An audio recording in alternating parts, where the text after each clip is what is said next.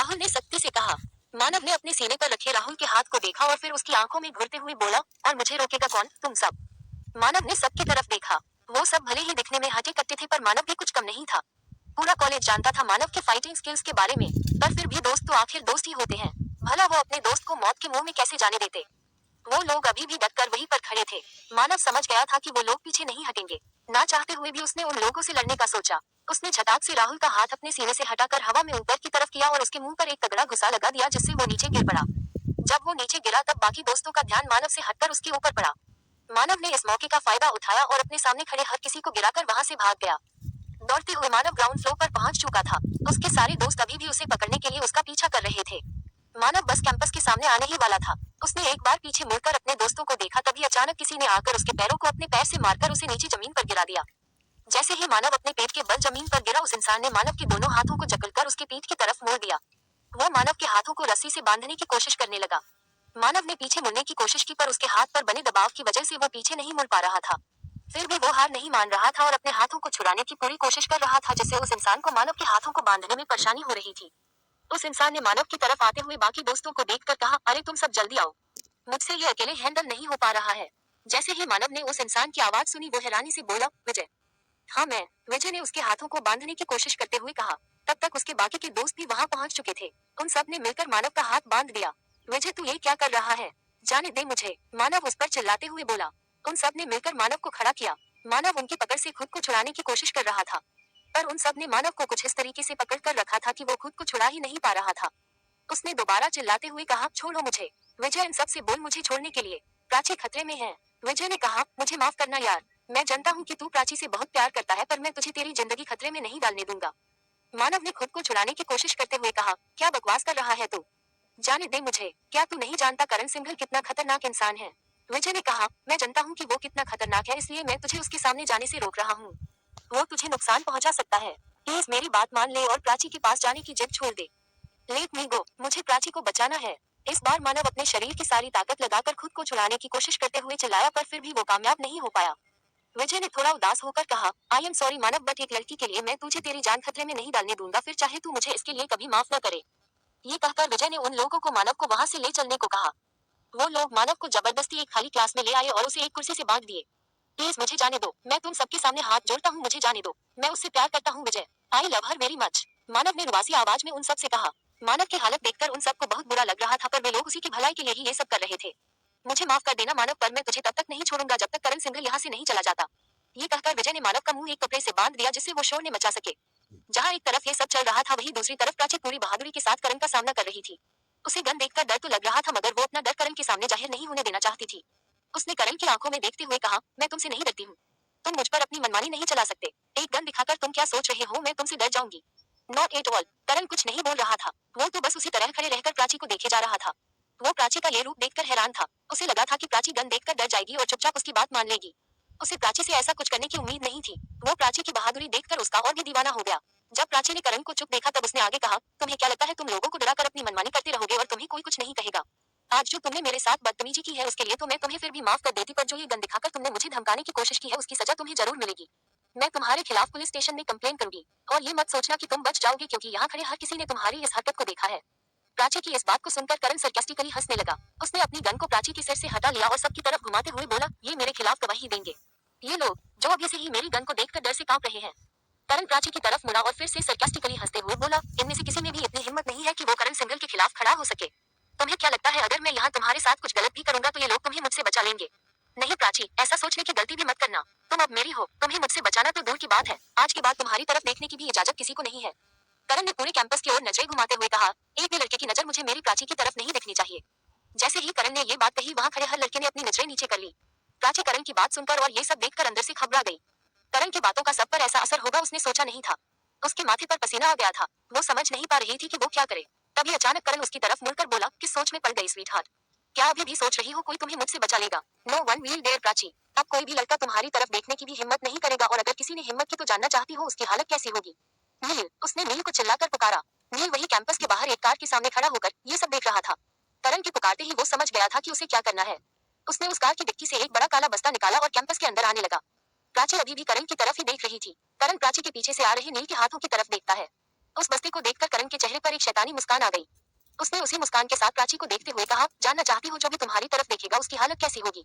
अपने पीछे देखो। प्राची को करण की बात सुनकर एक अजीब सी सिहरन हुई। उसका दिल बहुत ही घबराने लगा। ऐसा लग रहा था मानो वो किसी बुरी खबर की तरफ इशारा कर रहा हो। वो पीछे मुड़ने से कतरा रही थी। फिर भी उसने अपने आप को दिलासा देते हुए धीमे से कहा, प्राची कुछ भी बुरा नहीं हुआ होगा, घबरा मत। वो पीछे मुड़ी। जैसे ही वो पीछे मुड़ी नील ने उसके पैरों की तरफ कुछ फेंका जिसे देखते ही प्राची के पैरों तले जमीन खिसक गई। उसकी आंखें आंसुओं से भर गई। करण के कहने पर प्राची जैसे ही पीछे मुड़ी नील ने उसके पैरों की तरफ कुछ फेंका। वो एक इंसान की डेड बॉडी थी। प्राची डरकर तुरंत पीछे हट गई। जैसे ही प्राची की नजर उस डेड बॉडी की शक्ल पर पड़ी वह शॉक्ड हो गई। ये सच नहीं हो सकता, वह खुद को समझाते हुए धीमी आवाज में बोली। पर उस लाश की शक्ल देखकर वह सच्चाई को झूठ नहीं सकती थी। उसकी आंखें आंसुओं से भर गई। सर सूरज, प्राची ने लड़खड़ाते हुए आवाज में कहा। करण प्राची के सामने आकर सूरज की लाश की तरफ इशारा करते हुए बोला, देखो, ध्यान से देखो इस लाश को प्राची। अगर किसी ने भी तुम्हारी तरफ देखने की हिम्मत की तो मैं उसे इसी तरह बेजान कर दूंगा। प्राची सूरज के चेहरे की तरफ देख रही थी। उसे सूरज का मुस्कुराता हुआ चेहरा याद आया जब वह कल उससे मिली थी। उसे यकीन नहीं हो रहा था कि यह सब सच है। कल ही उसने सूरज को बोलते मुस्कुराते हुए देखा था और आज वह बिना किसी हरकत के बेजान जमीन पर पड़ा हुआ है। प्राची की आंखों से लगातार आंसू बहे जा रहे थे। सूरज, प्राची ने रोते हुए सूरज का नाम पुकारा। वह उसे छूने के लिए नीचे की ओर बढ़ी, लेकिन इससे पहले कि वह सूरज को छू पाती करण ने तुरंत उसका हाथ पकड़कर उसे अपनी तरफ खींचते हुए कहा, अगर तुम चाहती हो कि इसके परिवार तक इसकी लाश पहुंचे तो इससे दूर रहो। प्राची अभी भी सूरज की तरफ देखकर रो रही थी। सूरज के सिर पर बुलेट की वजह से छेद हो गया था। उस छेद से निकला हुआ खून उसके चेहरे पर फैल गया था जिसका रंग हल्का काला हो चुका था। सूरज की हालत देखकर प्राची सुन पड़ गई थी। उसमें अब इतनी भी ताकत नहीं थी कि वह करण से अपना हाथ छुड़ा सके। उसने उसी तरह खड़े रहकर सूरज की तरफ देखते हुए करण से पूछा, क्यों क्यों मारा तुमने इसे? इसने तुम्हारा क्या बिगाड़ा था? Oh come on sweetheart, I already told you if anyone will dare to look at you I will kill him। करण ने इस तरह से कहा मानो ये सब करने में उसे बहुत ही मजा आ रहा था। वही प्राची यह सुनकर बहुत ही गिल्ट फील करने लगी। सूरज में मेरी वजह से मरा है, इसकी मौत की जिम्मेदार मैं हूँ। प्राची बड़बड़ाते हुए रोने लगी। यस स्वीटहार्ट, ये तुम्हारी वजह से ही मरा है। इस बेवकूफ को मैंने तुमसे दूर रहने की वार्निंग दी थी पर इसने मानी नहीं और बदले में अपनी जान गंवा बैठा, बेचारा। करण ने अफसोस जताते हुए कहा पर उसके चेहरे पर अफसोस का एक तिनके सा भी भाव नहीं था।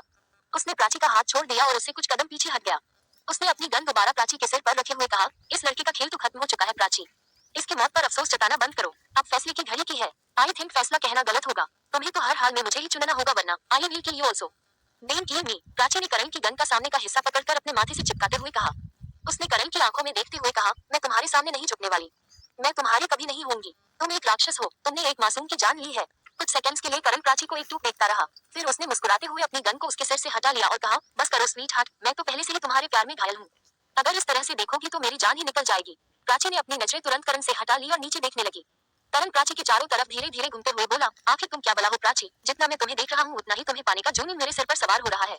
पहले तुम्हारी खूबसूरती ने मुझे तुम्हारे लिए पागल बना दिया। फिर तुम्हारी बहादुरी देखकर मैं तुम्हारे लिए और भी दीवाना हो गया और अब ये तुम्हारी गुस्से से भरी निगाहें जिसमें सिर्फ मैं दिख रहा हूँ, उस मार ही डालोगी। मैं तुमसे नफरत करती हूँ। I hate you. प्राची ने गुस्से में दांत पीसते हुए कहा। प्राची की बात सुनते ही करण सरकेस्टिकली हंसने लगा। उसने मुस्कुराते हुए प्राची के चेहरे की तरफ झुकते हुए कहा, you hate me right? Don't worry, धीरे धीरे तुम मुझे पसंद करने लग जाओगी। बहुत जल्द मैं तुम्हें अपना बना लूंगा। इतना कहकर करण प्राची के चेहरे के और भी नजदीक झुकने लगा लेकिन प्राची बिना उसकी तरफ देखे पीछे हट गई। करण ने कुछ नहीं कहा और न ही उसकी तरफ दोबारा बढ़ा। उसने उसे मुस्कुराकर देखा और फिर नव्या की तरफ देखते हुए उसके सामने खड़े अपने आदमी को इशारा किया कि वह नव्या की उसके पास भेजे। नव्या करण के पास से हमते हुए आई। करण को नव्या की शक्ल पर उसके लिए खौफ देखकर एक अजीब सा सुकून मिल रहा था। उसे लोगों के दिल में खुद के लिए खौफ पैदा करने में बहुत मजा आता था। तुम प्राची की बेस्ट फ्रेंड हो ना? करण ने नव्या से पूछा। नव्या ने हमें अपनी गर्दन को हिला दिया। करण ने प्राची की तरफ देखते हुए कहा, प्राची को घर ले जाओ। इसे थोड़ी आराम की जरूरत है। बातों का क्या, वो तो हम बाद में भी कर लेंगे, राइट प्राची? प्राची ने कोई जवाब नहीं दिया। आई थिंक मेरी स्वीटहार्ट का अभी मन नहीं है कुछ कहने का। कोई ना, अभी नहीं को बाद में ही सही। फिलहाल तुम अपनी दोस्त के साथ घर जाओ। करण ने प्राची से कहा और नव्या को इशारा किया प्राची को ले जाने के लिए। नव्या प्राची के नजदीक गई। उसने उसके कंधे को पकड़ते हुए कहा, चल प्राची। रोने की वजह से नव्या की आवाज थोड़ी भारी हो गई थी। सूरज की हालत उससे देखी नहीं गई। उसने उसकी लाश की हालत देखने के बाद एक बार भी दोबारा उसी तरह नहीं देखा। प्राची के कुछ रिएक्ट नहीं करने पर उसने दोबारा उसके कंधे को हिलाते हुए कहा, यहाँ से चल प्राची। प्राची रोते हुए चिल्लाई, मैं यहाँ से कहीं नहीं जाऊंगी। उसने सूरज की तरफ देखते हुए धीरे से कहा, मार दिया, सूरज को मार दिया, मेरी वजह से। मैं हूँ सूरज को मौत की जिम्मेदार, मैं। इतना कहते ही प्राची फूट फूट कर रोने लगी। करण को ये देखकर बुरा लग रहा था, पर उसे ये देखकर बुरा नहीं लग रहा था कि प्राची रो रही है। उसे तो ये देखकर बुरा लग रहा था कि प्राची सूरज के लिए रो रही थी। मत रो प्राची, इसमें तेरे कोई गलत नहीं है, नव्या ने प्राची को समझाते हुए कहा पर उसकी खुद की आंखों से आंसू छलकने लगे। उसने अपने आंसुओं को पोंछते हुए कहा, चल अब। प्राची ने उसकी बात अनसुनी कर दी और सूरज की डेड बॉडी की तरफ अपने कदम बढ़ाने लगी। उस लाश के करीब जाने की सोचना भी मत प्राची, करण ने ऊंची आवाज में कहा। उसकी आवाज को सुनकर ही पता चल रहा था कि वह प्राची को चेतावनी दे रहा है। उसकी आवाज ने प्राची को रुकने पर मजबूर कर दिया। करण उसके पास आया और गंभीर आवाज के साथ बोला, मैंने तुम्हें क्या था? मेरे वार्निंग भूलो मत। इस लाश से दूर रहो वरना यह अपने परिवार तक सही सलामत नहीं पहुंच पाएगा। अगले 5 मिनट के अंदर अगर तुम यहाँ से नहीं गई तो ये लाश कहाँ लापता होगी तुम सोच भी नहीं सकती हो। नव्या प्राची के पास आकर उसका हाथ पकड़कर उसे ले जाने लगी। जाने से पहले प्राची ने अपनी आंसुओं से भरी निगाहों से करण को देखा और फिर वहां से चली गई। प्राची के जाने बाद करण ने एक बार पूरे कैंपस के डेकोरेशन को देखा और फिर खुद को कहा, लाइफ में पहली बार तूने किसी लड़की के लिए ये सब किया और उसने तुझे ही रिजेक्ट कर दिया। करण के चेहरे पर एक एवी स्माइल आ गई। उसने कहा, जो लड़की रिजेक्ट कर दे उसे अपना बनाने का मजा ही कुछ और है। तैयार हो जाओ प्राची, बहुत जल्द तुम मेरी बन जाओगी। करण ने सूरज की लाश की तरफ देखा और फिर नील से कहा, इसके परिवार के पास इसकी लाश पहुंचा दो। और हाँ, पुलिस को भी इसके बारे में इन्फॉर्म कर दो। उनसे कह देना ज्यादा इन्वेस्टिगेशन करने की जरूरत नहीं है। और इस केस को लेकर वो लोग गलती से भी प्राची के घर न जाए, वरना करण सिंघल के गुस्से को तो वो लोग अच्छे से जानते ही हैं। मुझे ये केस 2 दिनों के अंदर क्लोज चाहिए। ये कहकर करण वहां से चला गया। कैंपस में पूरी तरह से शांति थी। किसी के मुंह से कोई आवाज नहीं निकल रही थी। सभी स्टूडेंट्स के दिल में खौफ और सूरज के परिवार के लिए हमदर्दी थी। वही सभी स्टूडेंट्स में से दूर खड़ी होकर रोशनी यह सब देख बस चुपचाप अपनी आंखों से आंसू छलकाए जा रही थी। और कितनों की जान लोगे भाई? अपने आप से यह सवाल करते हुए रोशनी वहां से चली गई। वह भी मजबूर थी, वह किसी की कोई मदद नहीं कर सकती थी। इधर नव्या प्राची को कार में बैठाकर शांत करा रही थी। बस कर प्राची, अब मत रो, नव्या ने उसके आंसू पोंछते हुए कहा। प्राची ने रोते हुए पूछा, कि नव्या, क्यों मारा उसने सूरज को? सूरज कितना मासूम था, वह उसकी जान कैसे ले सकता है? प्राची ने अपने आप को दोषी ठहराते हुए कहा, ये सब मेरी वजह से हुआ है। मैं सूरज की मौत की जिम्मेदार हूँ। नव्या प्राची को शांत करा रही थी, पर प्राची का रोना बंद ही नहीं हो रहा था। प्राची सूरज की मौत का जिम्मेदार खुद को मान रही थी। नव्या ने उसे समझाते हुए कहा, अपने आप को क्यों दोष दे रही है प्राची? इसमें तेरी कोई गलत नहीं है। प्राची ने रोते हुए कहा, क्यों न दोष दूं नव्या, सब मेरी वजह से ही तो हुआ है। उस करण ने मेरी ही वजह से सूरज की जान ले ली। अगर कल सूरज मुझसे अपने प्यार का इजहार नहीं करता तो आज वह जिंदा होता। क्या गलती थी उसकी? यही कि वह मुझे पसंद करता था। उसका मुझे पसंद करना ही उसकी मौत का कारण बन गया। नव्या ने पानी का बोतल निकालकर प्राची को देते हुए कहा, पहले ये पानी पी और मेरी बात ध्यान से सुन। प्राची ने ना के रूप में सिर हिलाते हुए कहा, नहीं मुझे नहीं पीना। चुपचाप से पी, नव्या ने थोड़ा सख्त होते हुए कहा और उसे पानी पिलाया। पानी पीने के बाद प्राची के गले में जान आई। रोने और चिल्लाने की वजह से उसका गला कांटे की तरह सूख चुका था। Feeling better? नव्या ने पूछा। प्राची ने हम कहते हुए अपना सर हिला। नव्या ने कहा, गुड, अब मेरी बात सुन, सूरज की मौत की जिम्मेदार तू नहीं है। तूने ऐसा कुछ नहीं किया जिसकी वजह से तू खुद को गुनहगार ठहरा रही है। सूरज को करण सिंघल ने मारा है, और इसलिए मारा है क्योंकि वह सनकी है। उसे जब जो करने का मन करता है वह वही करता है। उसे कोई नहीं रोक सकता, इसलिए खुद को जिम्मेदार मत मान। करण सिंघल ही सूरज का खूनी है और उसके मौत का जिम्मेदार भी। समझे मेरी बात? प्राची ने अपने आंसू पोंछते हुए हाँ के रूप में अपने सिर को हिलाया। उसने नव्या की तरफ देखा। रोने की वजह से उसकी चाल हो गई थी। से पूछा, लेकिन लगे, कहीं करण सिंघल ने जो देखकर वह सच तो सच में मेरे? प्राची की चिराहट देखकर नव्या ने उसे समझा, अरे नहीं नहीं ऐसा, मैंने तुझे बताया था ना कि लोग बहुत डरते हैं, तो उसी डर को बरकरार रखने के लिए उसने तुझे सिर्फ एक मोहरा बनाया और मौका देखकर सूरज की लाश को सबके सामने लेकर आया। उसका असली मकसद तू नहीं बल्कि सूरज की लाश को दिखाकर सभी लोगों में उसका डर बरकरार रख। एंड डोंट वरी, आज के बाद हमारी मुलाकात करण सिंघल से कभी नहीं होगी, क्योंकि आज तो हमारा कॉलेज में लास्ट डे था। अब हम यहाँ नहीं आएंगे, इसलिए प्लीज प्राची भूल जा प्लीज। ठीक है, के बाद सोचूंगी। नव सांस, थैंक गॉड की ड्राइव कर सकूंगी। प्राची ने उसे फीकी मुस्कान अपना सिर सीट पर टिका कर लिया। ने भी उसे डिस्टर्ब न करने, दोनों एक दूसरे को संभालने के लिए अपने चेहरे मुस्कान की चादर तो ओढ़ ली, पर दोनों ही अंदर से अशांत थी और कहीं न कहीं जानती थी, मुझे हुए आज पूरे 2 दिन हो चुके। उसे मिलना चाहती थी, मानना चाहती, पर वो वहां नहीं जा पहला उसके परिवार का सामना नहीं थी, और दूसरा ये कि बता भी लेती तो भी उसे सूरज के घर का एड्रेस मालूम नहीं था। और कॉलेज के किसी भी स्टूडेंट से सूरज के घर का पता पूछने में प्राची हिचकिचा रही थी। उसे लग रहा था कि हर कोई उससे नफरत करने लगा होगा। अगर वह किसी से बात करने जाएगी तो सब खरी खोटी सुनाएंगे। भले ही कॉलेज में बहुत सी लड़कियां प्राची को उसकी खूबसूरती से जलने के कारण पसंद नहीं करती थी, पर आज तक उससे किसी ने भी बेरुखी से बात नहीं की थी, इसलिए वह उनकी बेरुखी का सामना करने से घबरा रही थी। इसी डर के कारण उसने अपना फोन भी स्विच ऑफ करके रखा था। वो कॉलेज के किसी भी स्टूडेंट से बात नहीं करना चाहती थी। नव्या भी अपनी मौसी के घर जयपुर गई हुई थी, वरना वह उसकी मदद से सूरज के घर का पता लगवा लेती, पर वह नव्या को परेशान भी नहीं करना चाहती थी। इस वक्त प्राची अपने कमरे की खिड़की पर बैठकर बिना किसी भाव के बाहर बस एकटक देखे जा रही थी। तभी उसकी आंखों ने उसके दिल की दर्द को बयां करते हुए बहना शुरू कर दिया। उसने अपने आंसुओं को पोंछते हुए कहा, पता नहीं इस वक्त सूरज के परिवार पर क्या बीत रही होगी। हे कान्हा जी, प्लीज उसके परिवार को इस दुख से लड़ने की शक्ति दीजिएगा। उसके कातिल को उसकी गुनाहों की सजा मिलनी ही चाहिए। तभी अचानक प्राची के दिमाग में एक बात आई, सजा, सूरज के मर्डर का रिपोर्ट किसी ने पुलिस स्टेशन में लिखवाया या नहीं? ओह गॉड, मेरे दिमाग में यह बात आई क्यों नहीं कि हर कोई करण सिंघल से डरता है, कोई भी उसके खिलाफ कंप्लेन नहीं करेगा। पर सूरज की फैमिली, उन्होंने तो कंप्लेन लिखवाया होगा। कैसे पता करूं ये बात कि करण के खिलाफ रिपोर्ट दर्ज हुआ है या नहीं?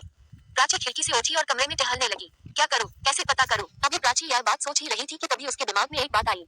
उसने अपने फोन की तरफ देखा। फोन की तरफ कदम बढ़ाते हुए वो बस यही, अब यह है, शायद इससे मुझे कुछ पता चल जाए। उसने अपना फोन स्टडी टेबल से उठाया और उसे स्विच ऑन किया। उसने लोगों के आए मिस्ड कॉल्स को अनदेखा करते हुए डायरेक्ट व्हाट्सएप को खोला। घबराते हुए उसने अपने कॉलेज की ग्रुप चैट को खोला। उसने चैट्स को स्क्रॉल करते हुए उस मैसेज को ढूंढना शुरू किया जिसके लिए वह यहाँ आई थी। चैट्स को स्क्रॉल करते हुए उसकी नजर काफी चैट्स पर पड़ी, जिनमें से कुछ चैट्स में प्राची को सूरज की मौत का जिम्मेदार आ रहा था, तो कुछ में प्राची का बचाव किया जा रहा था, कुछ प्राची को ही खूनी बना, तो कुछ में प्राची से हमला कर रहा था। ये सब देखकर प्राची का दिल रोने का कर रहा। इन सारे चैट्स को पार करते हुए प्राची उन चैट्स तक पहुंची जिसकी उसे तलाश थी। पहले मैसेज में लिखा हुआ था, यार सूरज के लिए काफी बुरा लग रहा है, सिर्फ प्राची को चाहा ही था और उसके बदले उसे मौत मिल गई। दूसरे मैसेज में लिखा हुआ था, हाँ यार तू सही कह रहा है, अच्छा है कि करण सिंघल को दिमाग पढ़ने नहीं आता, वरना न जाने उस दिन लड़कों की लाश कैंपस में बिछी हुई होती। एक बात बताओ, क्या मर्डर केस के किसी अपडेट के बारे में पता है? तीसरे मैसेज में लिखा हुआ था, मैं पूछ रहे हो, अपडेट तो दो, किसी ने भी आज तक दर्ज नहीं कर मुझे कि करण सिंघल के आदमियों ने सूरज के परिवार को पुलिस स्टेशन न जाने के लिए, उसके परिवार हिम्मत नहीं है कि वो लोग करण सिंघल के खिलाफ खड़े हो सके, तो हम लोगों का तो सवाल ही नहीं है। भला किसको अपनी जान गंवानी है करण सिंघल के खिलाफ जाकर? ये सब पढ़ते ही प्राची ने अपना फोन स्विच ऑफ करके बिस्तर पर फेंक दिया। उसे विश्वास नहीं हो रहा था कि सूरज का परिवार अभी पीछे हट गया। उसने हैरान होकर कहा, सूरज के परिवार ने उसकी मदद का रिपोर्ट नहीं लिखवाया, इसका मतलब वो खूनी ऐसे ही आजाद घूमेगा? ऐसा नहीं हो सकता। की आवाज सुनी तो उसने उस आवाज कर दिया, पर फिर वो दौड़कर अपने कमरे से बाहर निकली। प्राची का घर 2 मंजिला था और उसका कमरा ऊपर वाले फ्लोर पर था। वो दौड़कर नीचे सीढ़ी तक आई। उसने सीढ़ी पर खड़े रहकर ही दरवाजे की तरफ देखा। उसने देखा कि 2 आदमी फूलों के गुलदस्ते को लिविंग रूम में रख रहे थे। अरे भैया, कौन हो आप लोग? और यह फूलों के गुलदस्ते कौन बेच रहा है? पिछले 2 दिनों से आप लोग बिना कुछ बताए इन फूलों के गुलदस्तों को यहाँ रख जाते हैं। प्राची की मां मिसेज सीमा अग्रवाल ने उन दोनों आदमियों से पूछा।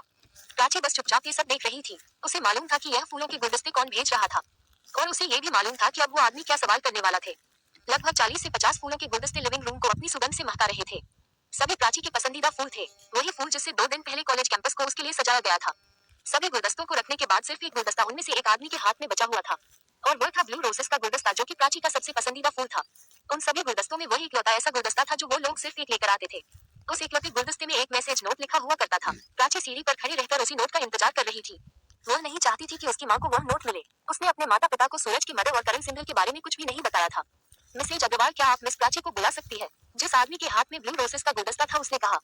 सीमा जी ने थोड़ा चिल्लाते हुए कहा, बाकी सारे गुलदस्ते तो तुम लोग मुझसे बिना पूछे यही रखकर चले जाते हो, तो फिर हमेशा इस वाले गुलदस्ते के लिए ही प्राची को क्यों बुलाते हो? और उसी के हाथ में क्यों देना है? मैं उसकी माँ हूँ, मुझे भी तो दे सकते हैं। सॉरी मिसेज अग्रवाल, पर हमें ऑर्डर मिला है कि इस कुकी को हम लोग सिवाय मिस प्राची के और किसी को न दे। उसी आदमी ने कहा। इससे पहले कि प्राची की माँ कुछ कह पाती, प्राची वहाँ आ गई। प्राची को देखते ही उस आदमी ने ब्लू रोसेस का गुलदस्ता प्राची को दे दिया और फिर वो दोनों आदमी वहाँ से चले गए। उनके जाते ही सीमा जी ने प्राची से सवाल किया, आखिर कौन भेज रहा है ये सारे गुलदस्ते? प्राची प्राची को समझ नहीं आ रहा था कि वह अपनी माँ को क्या कहे। उसने मन ही मन अपनी माँ से माफी मांगते हुए कहा, मुझे माफ कर दो माँ, पर मैं आपको और पापा को करण के बारे में नहीं करना चाहती हूँ। मैंने सोचा भी नहीं था कि करण ने जो कहा था उसे लेकर वो सच में सीरियस है। वो सच में मुझे अपना बनाना चाहता है, पर मैं ऐसा नहीं होने दूंगी। उससे छुटकारा पाने का कोई न कोई रास्ता मैं जरूर ढूंढ लूंगी। प्राची अपनी सोच में डूबी ही हुई थी कि तभी उसकी माँ ने उसे आवाज देते हुए उसे उसकी सोच से बाहर निकला। प्राची कहाँ खो गई? जो मैंने पूछा उसका जवाब दे। 2 दिनों से इन गुलदस्तों को है। सीमा जी ने सवाल किया। प्राची ने हड़बड़ाते हुए जवाब दिया, माँ मैंने आपको बताया था ना कि मुझे भी इन गुलदस्तों को भेजने वाले के बारे में नहीं पता है। पर आप परेशान न हो, मैं जल्द ही पता कर लूंगी। आप ये सब छोड़ो और जल्दी से मेरे लिए कुछ गर्मा गर्म बना दो, मुझे बहुत भूख लग रही है। सीमा जी ने मुस्कुराते हुए कहा, ठीक है बना देती हूँ। वैसे भी 2 दिनों के बाद तूने अपने मुंह से खाने का नाम लिया है, वरना तो मुझे ही जबरदस्ती तुझे खिलाना पड़ता था। ये कहकर सीमा जी ने प्यार से प्राची की गाल को छुआ और किचन में चली गई। उनके जाते ही प्राची ने अपने चेहरे से झूठी मुस्कान की चादर को हटा फेंका। उसने उदास मन से अपने हाथ में रखी गुलदस्ते को देखा और फिर ऊपर अपने कमरे की तरफ चल पड़ी।